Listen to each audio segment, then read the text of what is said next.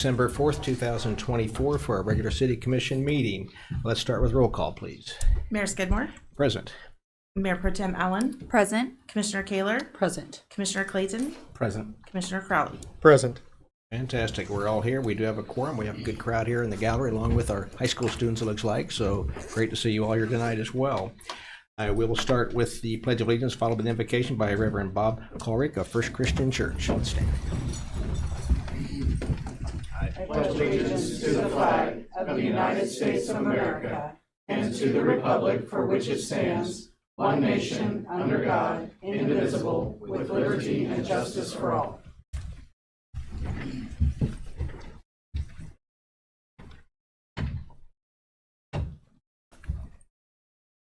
Can't hear you, Bob.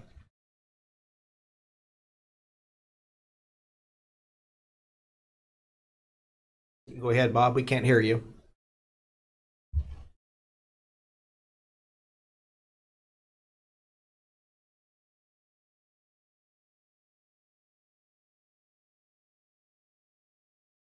Bob, you might be muted. Are you muted?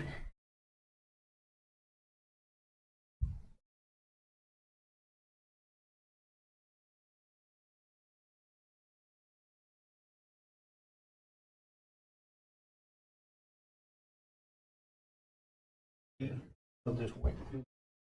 It was a good prayer, but let's pray, folks.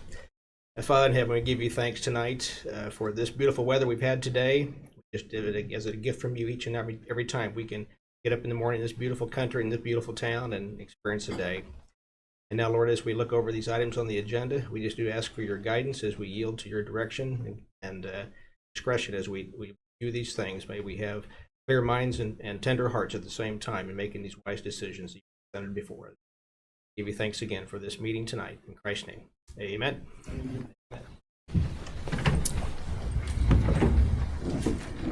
Okay.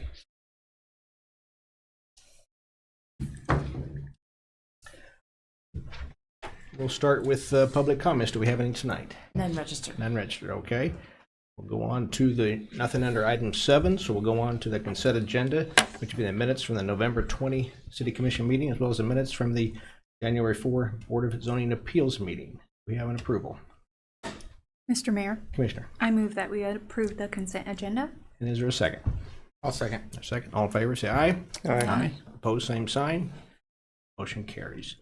We'll go on to item 9, the declaration. At this time, I'd like to give the commissioners a chance to declare any conflict or communication they've had that might influence their ability to consider today's issues impartially. Hearing none, we'll go on to item 10. Item 10A, ordinance regulating camping and storage of personal property in public space and right-of-way. City Manager Silcott will present an ordinance addressing camping within public rights of way. Silcott. Honorable Mayor and Commissioners, thank you. What we'll go through this evening is a review of this item. We'll provide an overview on the history of why we're here today. We'll also include a brief description of the enforcement mechanisms and what the ordinance actually does and its role in our process, and why we feel that this would be appropriate in order to give us a course of last resort in the event that we're unsuccessful in trying to facilitate both social and civic capital connections with those who might need those services. So what I'm asking for you here this evening is to review, comment, and if it is desired, consider this ordinance restricting camping in the public rights of way, or to direct staff to any desired changes that you may want to see. This is the second of 2 presentations for this proposed ordinance, with the first presentation occurring at our Wednesday, November 20th meeting. We have had numerous meetings with individual and group stakeholders soliciting comment and input for a review of our process, better ways to facilitate interaction with the city team and those services that may be needed by some of our community's most at-risk individuals. This ordinance regulates camping and storage of personal property within the rights of way. It also prohibits camping in public, around public infrastructure or parks or rights of way, any buildings that have been declared dangerous or unsafe within our statutory dilapidated building statutes. We also have an enforcement mechanism which is civil and not criminal. So it essentially gives someone notice, and if necessary, we can utilize it from the get-go, but it is something that would occur as a case of last resort. You may be aware most recently where we had all received complaints of individuals sleeping at the intersection of Main and First, and then camping in the park right next to the pedestrian bridge on the south side of the pedestrian bridge there where the spillway levee's at, and also to work with those in our community who need not only medical assistance, but also social and some short-term liquidity assistance if necessary, to give them the materials necessary to get through a cold night, and also want to utilize the resources within our community with respect to like the shelter. And we have our warming shelter. In fact, the warming shelter is currently in operation and began taking patrons at 5 o'clock this afternoon with warm meals. And so we're very appreciative to Hope House and the Franklin County Coalition to End Homelessness, who are the bulk of the volunteers that actually facilitate the shelter needs for folks who may be in need. The ordinance includes provisions for record keeping, fee schedules, and also sets a $25 first violation, $50 second violation, and then $100. But again, that's subject to the municipal court judge's discretion, and it's something that we feel would also need to be in place in the event that we would need to protect our local population that might be at risk from, say, someone that's new to arrive that may pose a threat. So it would also help us protect them in certain instances. However, again, and I know Chief is here and can give you a rundown on our community policing efforts and the coordination with the mental health professionals that we use to facilitate these interactions so that we can make sure that they're getting the assistance that they need. Chief, would you like to give a rundown on our process? I just noticed I don't think the narrative is in line with the title on that one, but talked about massage therapists, but anyway, we'll get that fixed. Thank you, City Manager Sokot, Mayor and Commission, and the community joining us either in the room today or online. I just want to give you a couple bits of information excuse me, about our community policing outreach efforts, and specifically how that ties to our response to homeless in the community. And there really are two different responses and needs. We have homeless and we have homelessness. And what the community policing unit has been tasked to do as part of their crisis response duties is to interact with people that are homeless in our community, whether those folks are living out in the streets, in a vehicle, maybe on a couch temporarily housed somewhere offering services, and making sure that we as a department can provide connection with resources that we are not staffed to do, really trained to do, or financially able to do. And we've had great success since bringing on that unit. Back in 2021, I created a program called Community Care Kits. And those kits were a direct result, actually, some information that Commissioner Kaler brought to us after a conference and from another community. And it was a great idea about small ways that we could help people and provide them a little bit of services. Those kits are still active today in our cars, in our community policing's inventory of supplies.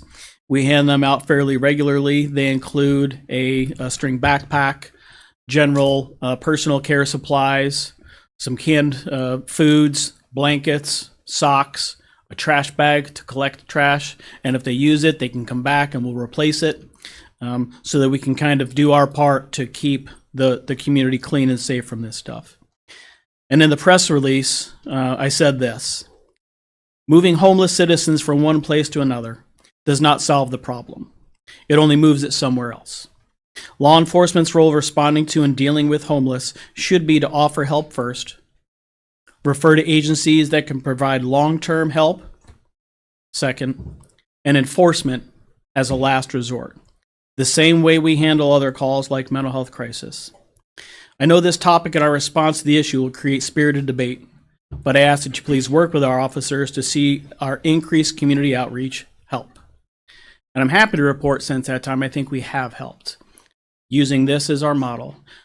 The ordinance will help us when we find those extremes cases where we have exhausted our process.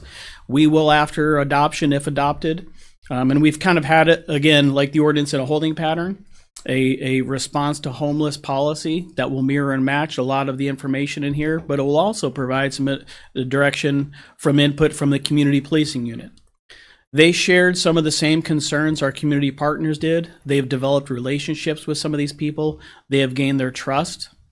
And I'm confident that even in the end result of us taking any type of action that might result in a citation being issued or a fine, that we're not going to lose that trust, because they're going to know through our ongoing efforts that by the time we get to that point, we will have done everything we possibly can to get voluntary compliance, connect them with services, and make sure that we can get them the help they need. One of the examples the city manager mentioned was somebody that many saw in the community. That one case, if we look at that one case as kind of a test of our work and how it's helped.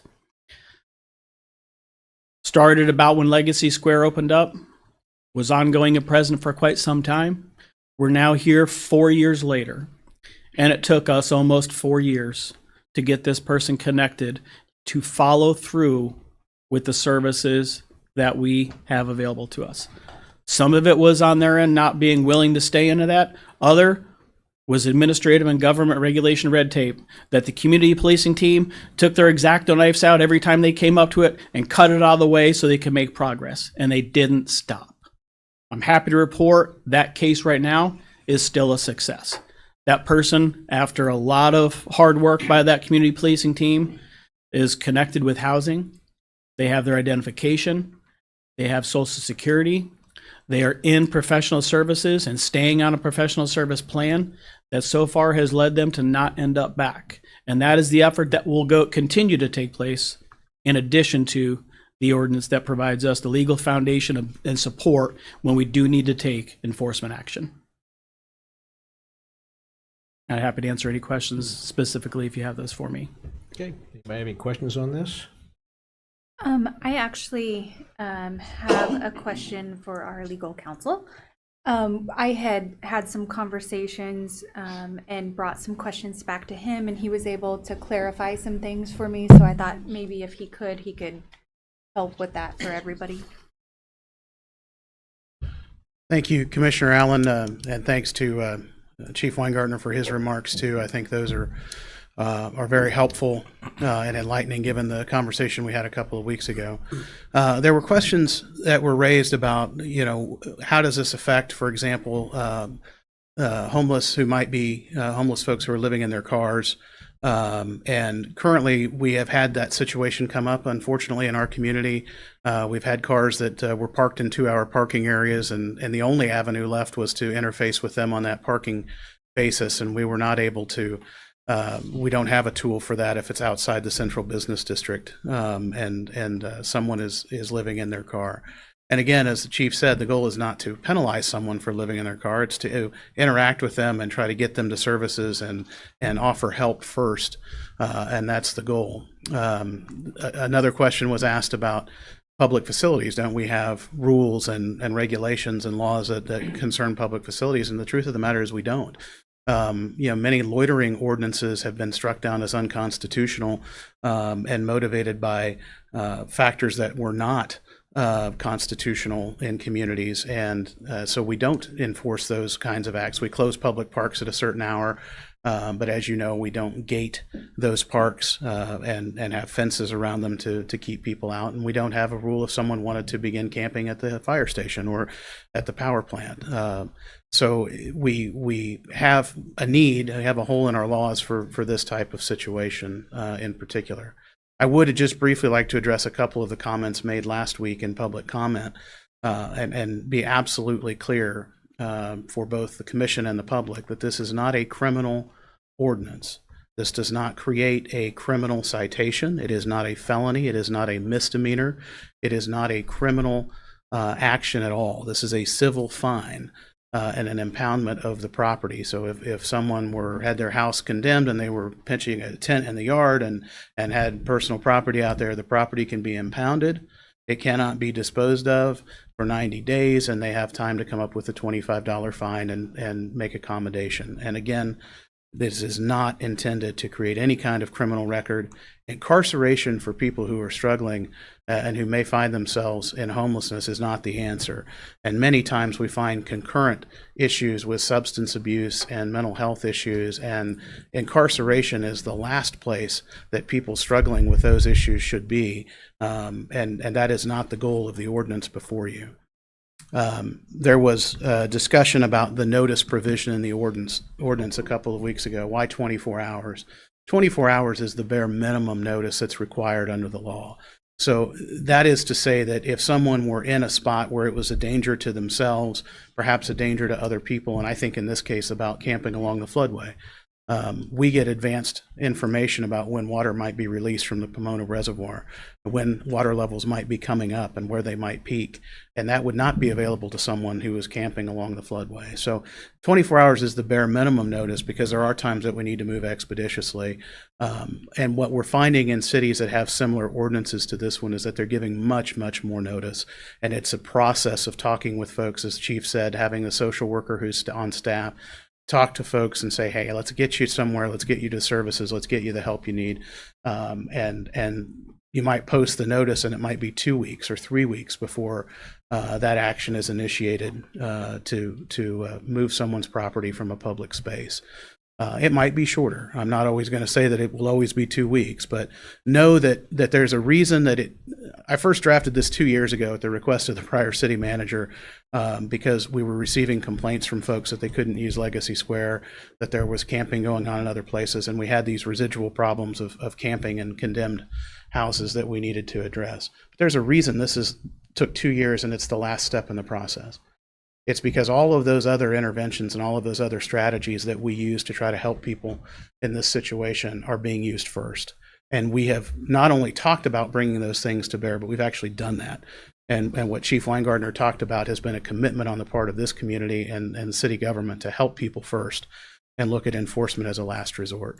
And so this is the last piece. This is the piece we don't have. We don't have the ability to step in and say you can't stay in this spot because it's a danger to the public or a danger to the person themselves. And so we need this in order to have that last part of the strategy. As Chief said, then we'll have a comprehensive strategy on how we're addressing this matter. So I hope that addresses some of the questions that Commissioner Allen was asked by advocates on behalf of the homeless community, and it gives the commission a little more information and maybe kind of clarifies some of those concerns we heard a couple of weeks ago. And I too will stand for any questions that you may have, commissioners.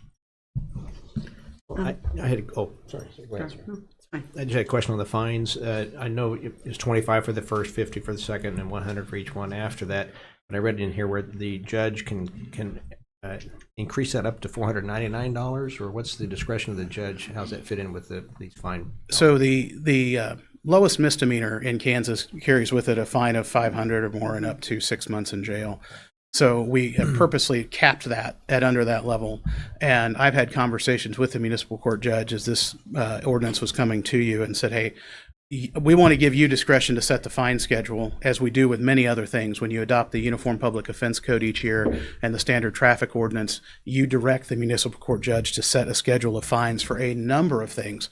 that go on in the community, some criminal and some civil in nature. And so we're allowing him to set that. And he said, I want to set it very low. And we agreed. We want it to be very low.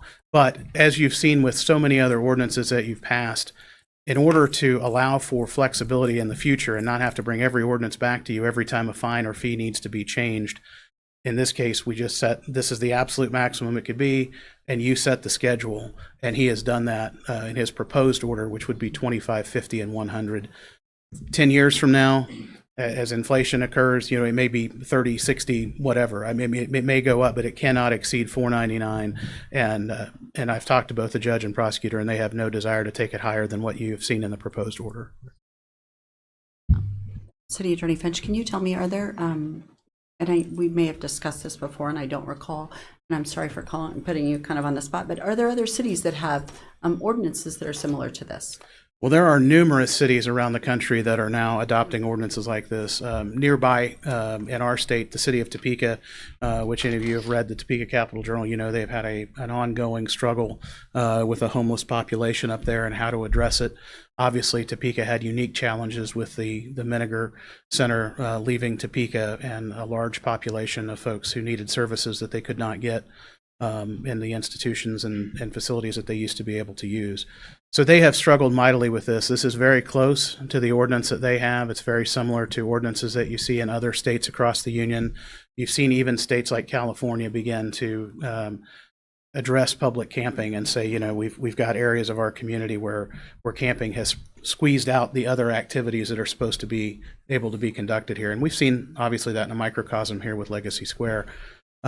So, I don't have the laundry list of cities that have the exact same language, but this is based closely on what Topeka has done. We've watched what they've done. And if you notice that their enforcement mechanism is very similar to what Chief described, 2 weeks, 3 weeks of notice ahead of time, and then going in and trying to make sure there's no one camping on the levees and floodways and in those areas where they might get hurt.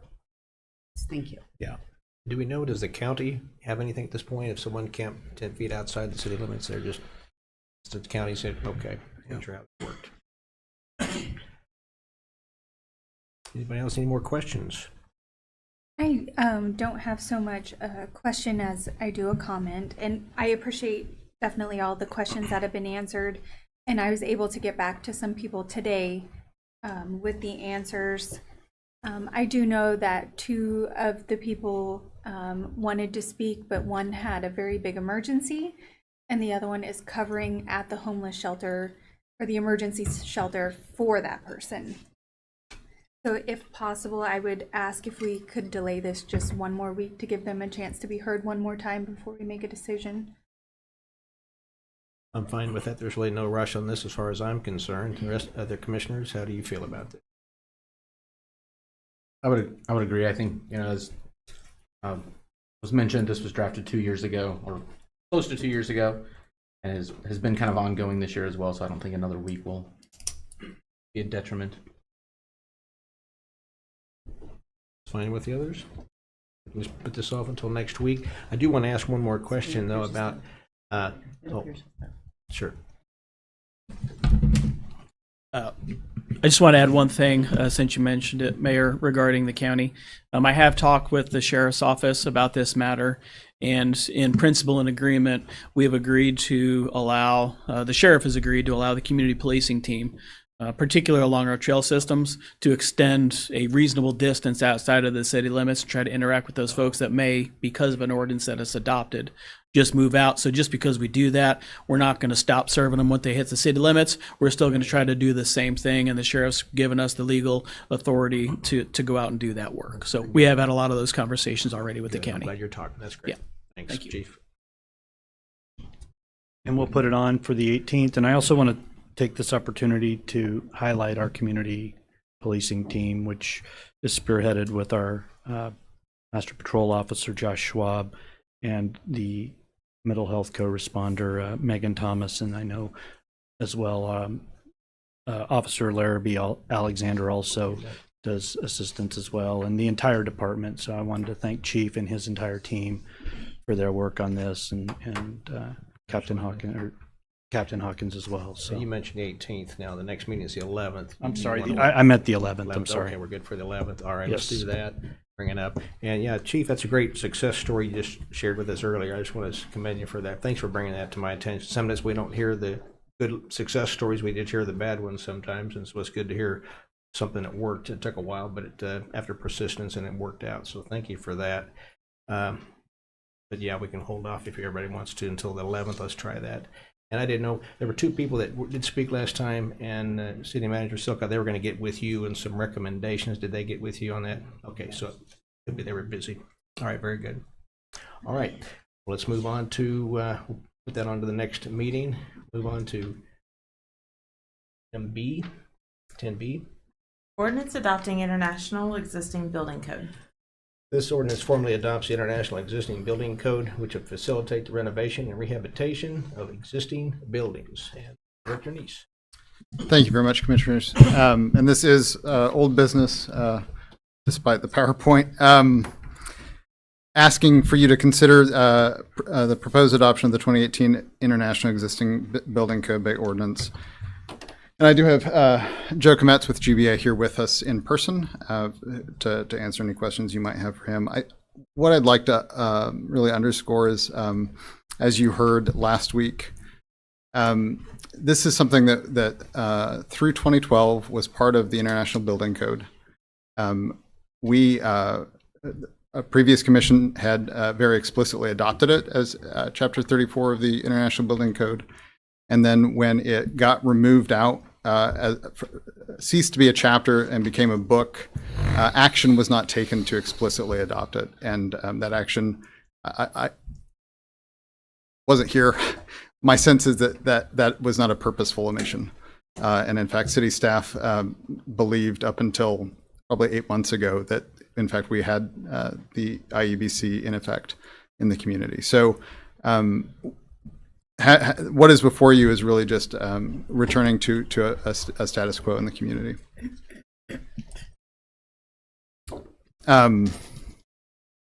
The International Existing Building Code provides important flexibility when dealing with older buildings, historical buildings, of which we have many in our community, and we think particularly of Main Street often, and the importance to be able to have more flexibility when those buildings are being renovated or rehabilitated. And so that's really the purpose of the IEBC. That's why it's here before you. There's a couple pieces to the ordinance itself. It adopts the IEBC in Section 1 and Section 2. It identifies it, the code official as a position appointed by the city manager. In Section 3, it repeals language that was associated with it in the last order. And then Section 4 is just a statement of the effective date. There are no direct costs other than publishing to the city, and then it's been approved by the city attorney.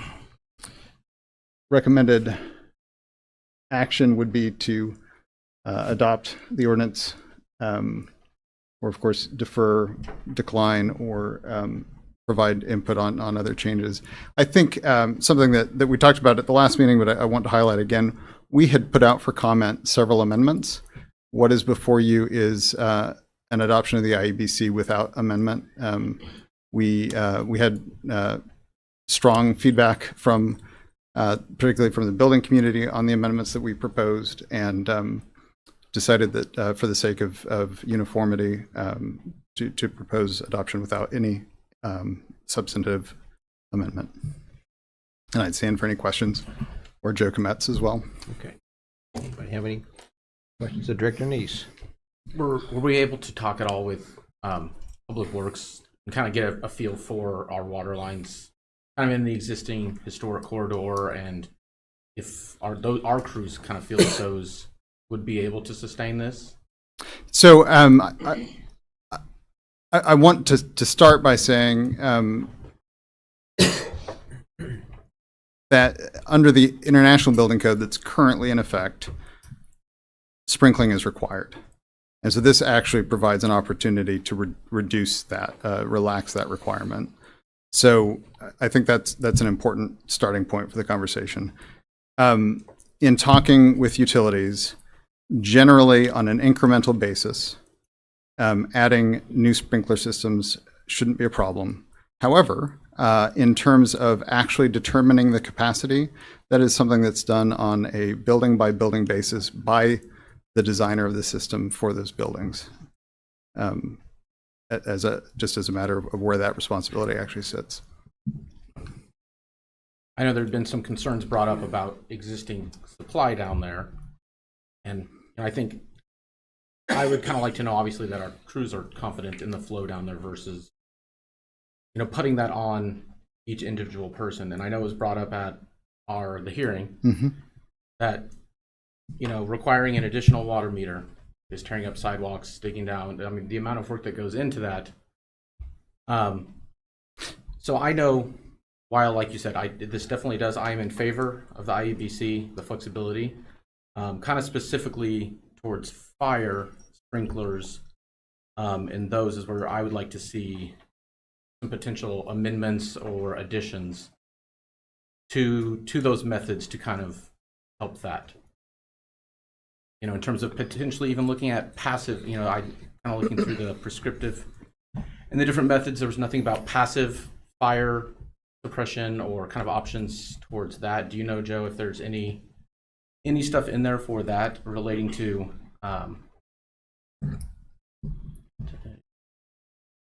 like the paint? There's the FP312 fire retardant coating, microporous fire protection panels, intumescent fire stopping materials, those types of things. Sure. Yeah, good question. And thank you all for your time, Mayor, elected officials, appointed staff. Nice to be with you in person instead of through the magic of Zoom. I did mean what I said. I love being at these in person, so glad to be here. So as unpopular of an answer as it's complicated as it can be in the building world, in building code world, that's commonly the answer.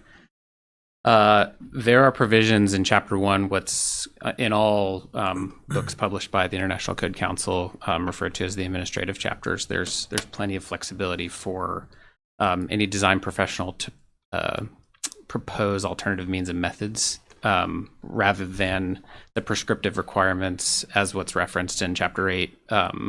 Chapter 8 refers to level 2 alteration, which is 50% or below, if you remember from our previous discussion on the topic. As an example, those are prescriptive measures to accomplish based off of type of occupancy, number of occupants, all of the other calculus that goes into whether or not a sprinkler is required. Those are all prescriptive measures. The ones that you mentioned, intumescent coatings, fire rated assemblies, floors, walls, all kinds of different methods to achieve other passive items that you mentioned, certainly provide another level of protection, so to speak, and by the responding authorities' time. That's really kind of the key. It is important to keep in mind that the data that these books are built off of the changes to the codes over the years, they lag some time. So, for example, right now, the 2024 code cycle has just been released, and they've worked through a lot of the changes to 2027.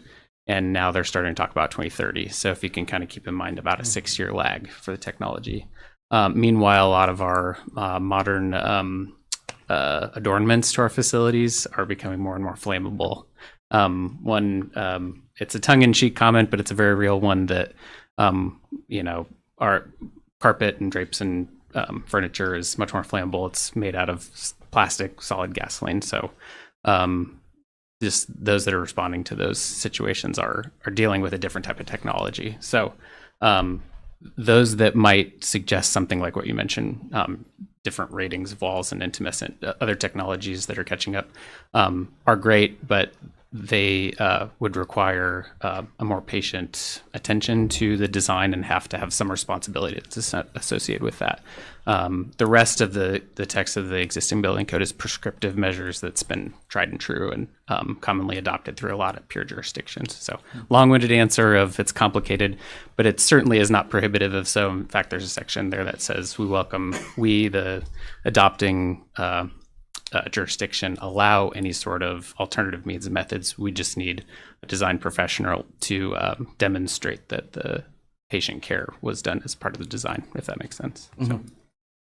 Thank you, because I know at the hearing that was one thing that was primarily brought up was that basically relating to the cost, because and I'll quote him again, Josh Walker brought up, and I think it was a great point, that a safe building is an occupied building. And we look downtown, how many upstairs units right now don't have sprinklers, won't have sprinklers, probably have knob and tube wiring, have who knows what that poses a risk. And that's where I think getting people into these buildings is of utmost importance, which I think the IEBC gets us close. It's that next step gets us a lot closer than the IBC does. And it may be down the road that we kind of look at some kind of alterations or something to help with that. I know I serve on the Main Street board here in town. That's the biggest question we get from folks, from building owners, people wanting to renovate somewhere. First question is if it requires sprinklers. And if they don't get an MIH grant or rooms grant, something from the state, it doesn't pencil unless it's probably 6 units or more. And so I don't want to adopt this and stifle the growth, which I see realistically happening. People won't, if they have to pull a permit. I'm sorry, do you have a comment? No, I'm sorry. I'm just listening. Okay. Sorry. There are jobs going on downtown right now that if they're required to sprinkle the whole building, going forward would likely not happen again. So that is just kind of my question in terms of that as a comment kind of for everyone. And then second would be the work area exceeding 50% or a change of occupancy. If someone has an upstairs unit kind of currently, they want to remodel that unit, but they're not changing occupancy, it's probably right at or close to that 50% of the floor area. So that's kind of thing. So obviously if they have a 1-bedroom apartment, they're redoing the kitchen, bathroom, and enough, would they effectively almost want to cheat and say their permit's not for the stairwell, not for certain areas, to make sure they're below that threshold? Or I guess from your perspective, when someone pulls that, how would you view? I think we're asking people fudge a little bit in terms of the numbers. And I think once we do that, it becomes a slippery slope for compliance, I think. Sure, if I may. Yeah. It's an excellent point. The hope is to your question is rooted in the theme of housing, and I think that the case should be made that the adoption of this code is, as you mentioned, a step in the right direction towards housing, as well as occupying industrial facilities and commercial facilities and the like.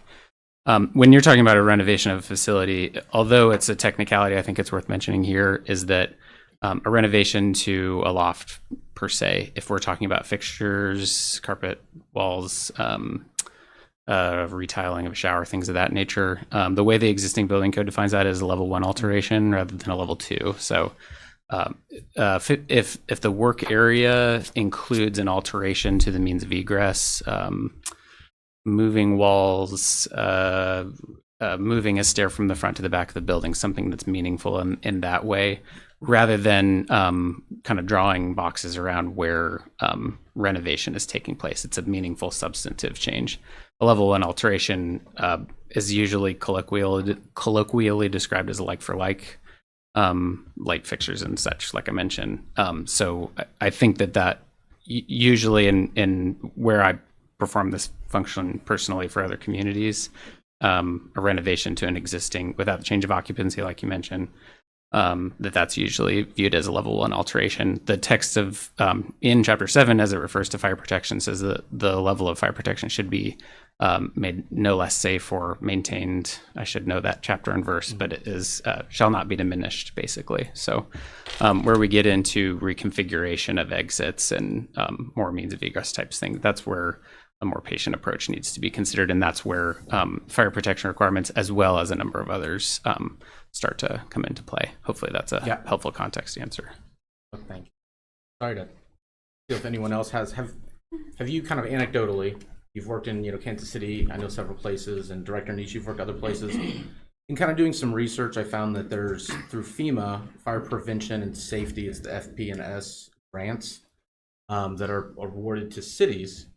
And in doing some research, there's towns that have basically applied, set up a fund, that the city has a fund, apply to FEMA, get funds to either do like a matching grant through the city to help offset those costs. Because I want, I guess, it to be known, if we could sprinkle every single building, I would prefer that. But I'm trying to be realistic in what will actually happen in our downtown in the next 15 years. Have you seen creative means to help people afford these in any of your, I guess, other places?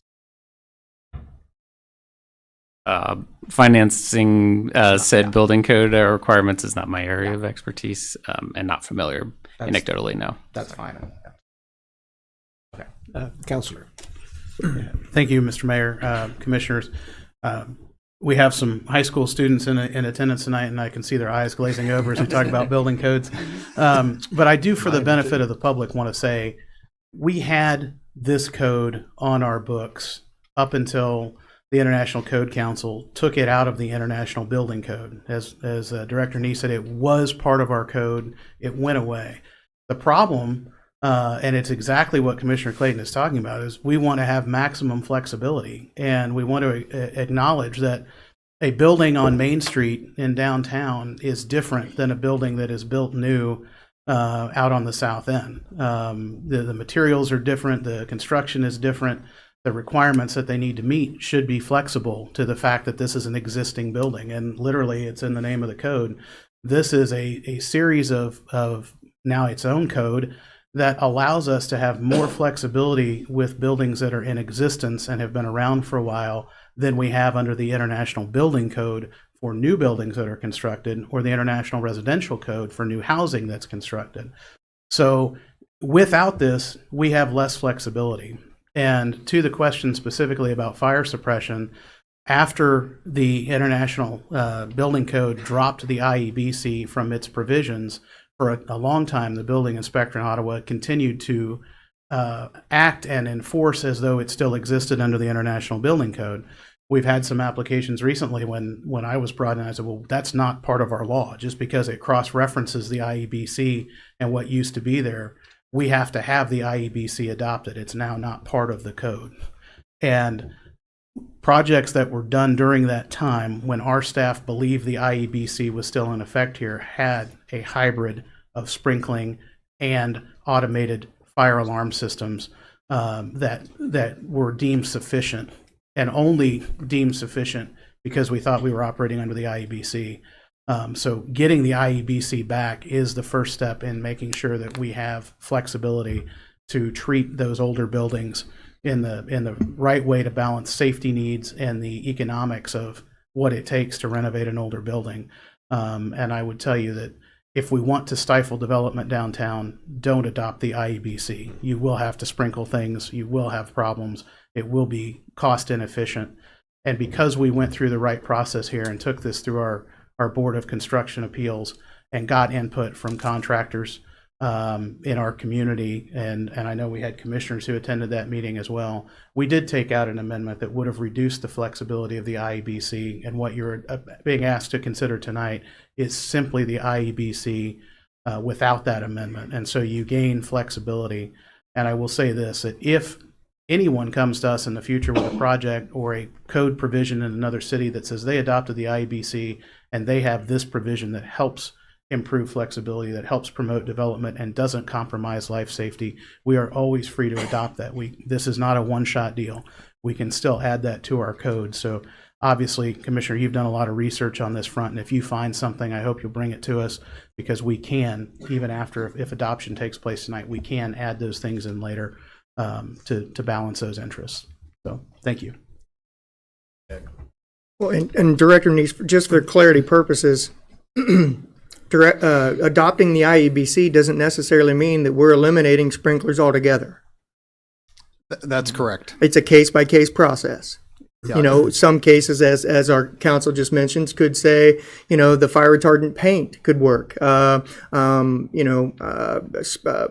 Just without a sprinkler system. You know, so it doesn't. This isn't the silver bullet that says, hey, your $65,000 sprinkler system goes away. You know, it's just you have more options now in order to possibly remodel those upstairs apartments. Yeah. Yes, and it is not a silver bullet, but it does provide very important flexibility. We are, I would say, hamstrung without it. Operating simply under the IBC it makes it very difficult to approach downtown projects. Very, very difficult. And that is some of my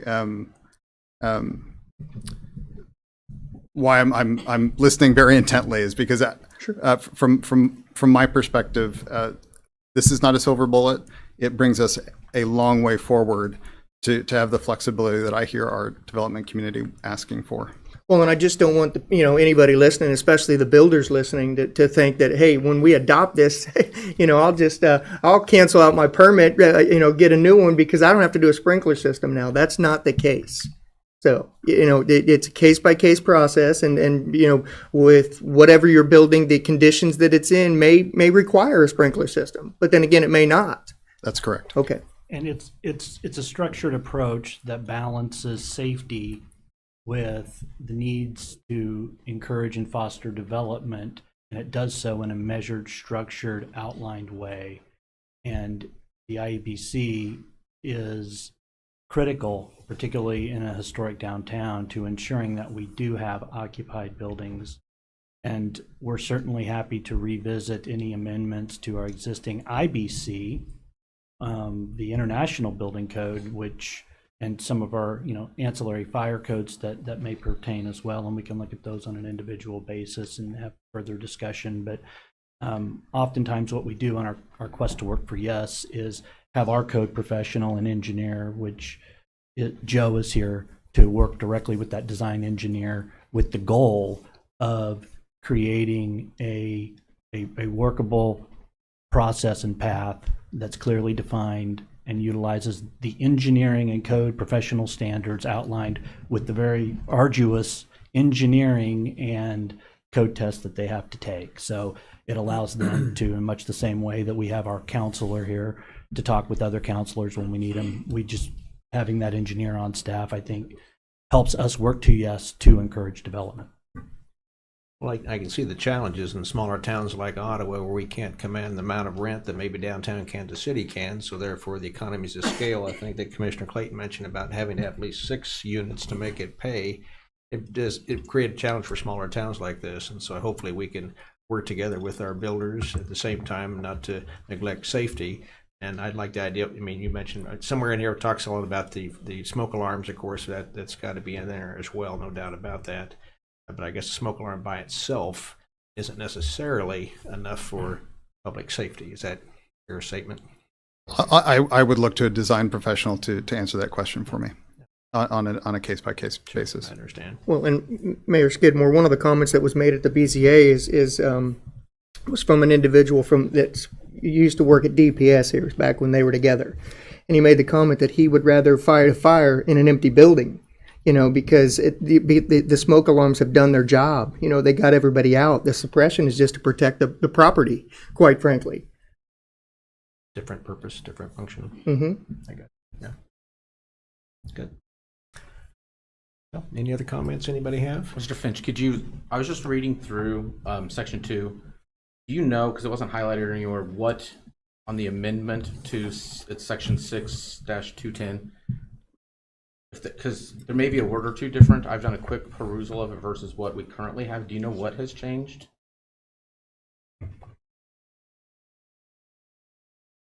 Director Neese, if you know, I know you had mentioned. The city attorney Okay. wrote that to make sure that we were having a clean adoption. Okay. Just double checking it before we would approve it appears to match what we currently have.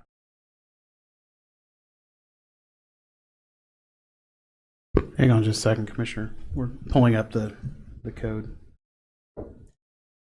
While they're looking that up, just one more general question about this, and I suppose, and I don't know if there's, about insurance costs. I'm guessing insurance would be less on an apartment building that had fire suppression versus one that didn't. So maybe the cost they put the suppression in would be made up somewhat on the premiums they pay less on insurance, or do we know? I think that's an interesting question. It's not one that I've researched. Joe, is that something that you? Unfortunately, no. They don't. The connection between building codes currentness and robustness and the insurance premium is a fuzzy dotted line connection at best. There's programs in place through entities that seem to be escaping my mind at the moment, but that provide audits of building departments and fire departments that will create a score of how robust building is in a community, and that information, ISO, thankfully that came to me just in time, that will provide guidance for underwriters and insurance agencies, but no direct, not as direct of a connection as we Mr. would Mayor, have. actually, it's contrary really? because of accidental discharges. Oh, for flooding Yeah. damage. I never thought of that. Wow. Yes, Councilor. Mr. Mayor, Commissioner Clayton, to your question, this is one of those fun things where legally, if we amend a section, we have to put the whole section in. Mm-hmm. And so the thing that you noticed is that there's no wording changes. What's going on? There's two cross references to the old Chapter 34 of the International Building Code at the end of Section 210 and the Municipal Code 6210. Cross references what was Chapter 34, and when the International Code Council took Chapter 34 away, we're taking those out. So the whole section is set forth again in this ordinance with those two cross references deleted. Okay, I see that now. Yeah, I was on the page break, so.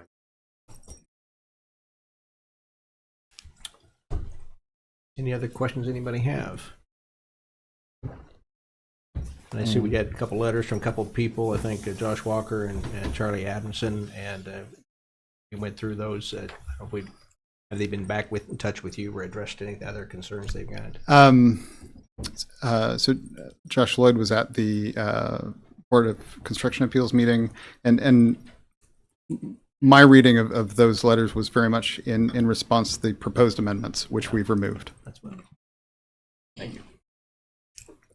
Mr. Mayor, Commissioner, I'll make the motion we approve item 10B on our agenda. is there a second on that? I'll second. There's a second. Any other discussion on, well, let's go ahead and have a roll call. Well, let's go ahead and any other discussion. Let me start with that first. It's been 2 weeks since I've been here for I forgot how to do this. Any other discussion on this? Let's go ahead and roll call vote, please. Commissioner Clayton, Yes. Mayor Pro Tem Allen, Yes. Commissioner Kaler, Yes. Commissioner Crowley, Yes. and Mayor Skidmore. I'll vote yes too, then motion carries. Thank you all for your diligent hard work on all this. I appreciate all that. Counselor, as well as all your work. City manager, I know you've been in this as well, so it's not an easy thing to go through, but it's very functional and very beneficial for all of us. So thank you for your work. Appreciate that. Thank you very much. Let's see, new business. This is the fun part. Item 11A, distribution of donation to Mayor's Christmas Tree Fund. A generous donation of $2,000 was received from Costantino's Price Chopper as a pass-through donation to assist those in need in Ottawa, especially high school students in cash need. You're missing the accounting waiver. I don't know why they go. I mean, GAAP every year. I mean, Okay, we got it. Anyway. Not even know. This is always a good one. I really appreciate the Costantino's. They really, truly are a community partner, and I'm certainly glad they're here. Anyway, I'm just glad to see them donating this money again. We'll take some kind of a motion. We're looking at, what is it we're looking at? For 1,000 to ECAN and 1,000 to Hope House. Very good investments indeed.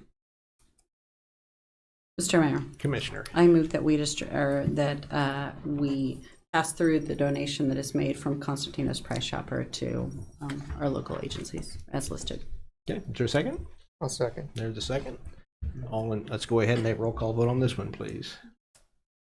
Commissioner Crowley, Yes. Commissioner Clayton, Yes. Commissioner Kaler, Yes. Mayor Pro Tem Allen, Yes. and Mayor And Skidmore. I vote yes too. I think that has always passed, so that's a good thing. And motion carries. Thank you all. Thank you, Price Chopper, too, for your donation. Next be item B. Item B, resolution supporting waiver of statutory requirement to use generally accepted accounting principles, GAAP-based accounting for 2025 financial reporting. Preparing non-GAAP financial reporting allows a common reader to better understand the city's financial position from a budgetary and cash basis reporting perspective. Continuing the city's current basis of reporting will ensure continuity of financial reporting. Assistant Finance Director McCurdy. Yeah. Well, thank you for reading my first slide. My recommendation is that you approve the resolution that's been brought before you this evening to waive that statutory requirement. I'm really sad the students left because we're going to get to the interesting fun part of the background of this resolution here. So there's a Kansas state statute that sets form a uniform reporting for all Kansas municipalities unless certain criteria are met, which allow you to opt out of what we call GAAP, which is generally accepted accounting principles. Historically, the city of Ottawa has opted out of GAAP reporting. So by preparing non-GAAP financial reporting, we allow all citizens to better understand our budgetary and our reporting on a budgetary and cash basis perspective, which is how we talk about finances all year long as well. And so by continuing that, we ensure that we've got long-term trends that they'll be showing you the same data over long-term for analytical reporting measures. Additionally, financially, if you decided to not opt out, we would have to invest quite a bit of funds and resources and probably hire a professional, a CPA that we do not have on staff to get us ready to go into the new year on a different reporting style. Our city attorney has reviewed this resolution and approved it, and I stand for questions. Okay. Anybody got any questions? Do this each year. Is there a motion? Mr. Mayor, Commissioner. I move that we approve the resolution supporting GAAP-based accounting for 2025. Very good. A second on this? I'll second. There's a second. Let's have a roll call vote on this too, please. Point of clarification, you said resolution approving GAAP reporting, and we're trying to waive out of Yeah, it. that's what I meant. So I just As listed in the agenda. Okay. I've I never just been wanted to against it clarify.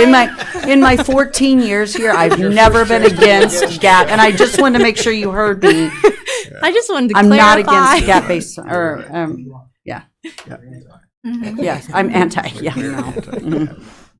Okay. Pro-American Eagle. Yeah. Anti-Gannett. That was horrible, bad Well, it's dad very joke. public, That's very common, that's very not public part of the comment. motion. That's right. No, we don't want that. Long motion. Where are we even at? Let's try a roll call now. We can. Just for clarification, who made the second? I did. Thank you. Good. Commissioner Kaler, Yeah. Yes. Yes. American Eagle. Mayor Skidmore. Mayor Skidmore, Yes. Mayor Pro Tem Allen, Yes. Commissioner Clayton, Yes. Commissioner Crowley. Yes. That motion carries. Thank you. All right. Thank you. We'll go on to comments by our city manager. Thank you, Mayor and Commissioners. We'll go through just a little update of what we have going on around the city. We're currently hiring an assistant court clerk, and so we're asking that anyone who might be interested or know of someone who might be interested to please apply. We're also currently just closed this afternoon at 5 o'clock the groundskeeper superintendent for the golf course, and that's I know at last check we had nearly 20 applications. I haven't checked it for a day or two, but we had very well qualified horticultural and turf management professionals applying, several of which had Kansas connections. I want to remind and ask folks to look out for tree trimming on the north side of Ottawa as our public works crews are going through and clearing the streets to make sure that there's adequate clearance for vehicles. And then the Rec Commission's Breakfast with Santa is Saturday, December 14th. want to invite everyone, and if you're interested in attending, please let us know, and we'll pass that along to Franklin County. But on December 12th at 2 p.m. at the Public Works Shop, they're going to have a ribbon cutting for Old Highway 50 Improvement Project. And some activities going on at the OMA, the Nutcracker, the City Band Christmas concert, and the Grand Ottawa Opera Christmas. And then we have an outline of our upcoming commission meetings, and just highlighting that we have 2 holidays falling in, but we'll have, because of the 5 Wednesdays in January, we'll actually have 4 meetings that month. And if we need anything in between then, as I said, we'll be looking to utilize that traditional study session Monday for that date. We don't anticipate anything at this time other than coordinating some larger milestone calendars perhaps. And then we have our tentative agenda for items for next meeting on December 11th, which will have our cereal malt license renewals. We'll have IRB for hasty awards and their tax abatement. And we'll also have the commission room construction firm selection, as the RFP is due this Friday. And that concludes my report, unless you have any questions for myself or our team. Oh, I did want to make one highlight. I didn't have time to construct a slide, but that you might have noticed that we were a little bit late on getting the trees out for the holiday decorations, and that's just I do want to commend our electric distribution department, and we left them out we have 275 banners for Veterans Day that required some takedown and proper storage that takes a little longer. So we're going to review our internal processes so that we can try and have the 34 Christmas decorations for the poles up before the tree lighting, but that was kind of why we were a little slow in getting them up, just because of the workflow. So I wanted to make you aware of that. Very good. Thanks, Brian. Go on to commissioner comments. Let's start with Commissioner Clayton. Okay, so I'll just mention it's a good problem to have that there's so many banners up that it takes time to take them down. So I know we talked about that, but it's a good problem to have that we have that. The mayor's Christmas tree lighting and the Main Street Parade this last Saturday was a big hit. The mayor was there. He did not flip the switch. That's right. So who flipped the switch? It was Anastasia and Atticus Croucher. I think I got that right. Awesome. But it was a great time, and we had snow for a minute, but not the whole time. So. You're right. And then again, just a shout out to the community policing unit that Chief brought up earlier for all the work that they do, especially during this time. We had almost 60s. I was in almost shorts today, and then tonight's going to be 14 degrees. Almost? Well, I almost put them on. I didn't, so I was almost in shorts. And so the work that they do, touching those folks experiencing homelessness is not lost by us. So. Good. Mr. Kaler. None at this time. Okay. Mr. Crowley. No comment. Pro Tem Allen. None at this time. And I just echo the same thing about the Christmas parade. What a great turnout there was that night. A little chilly, but still a lot of people were there, and a great parade too. So thank all the people who helped put that together. I know there was a lot of work on that, so I'm sure Sarah had a lot to do with that too. So thank you all for that. Before we close, we do have an executive session meeting. Counselor, you want to give us the wording on that? Yeah. So I got it on the wall there, but I'm happy to walk you through it. Oh, please do. Can't see that How far. about I? You want I'll to just, Give it a shot. We get Okay. 14 years.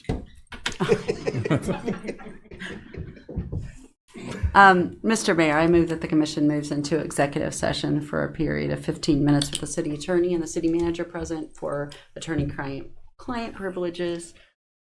And we will begin at 8:05 and end at 8:20.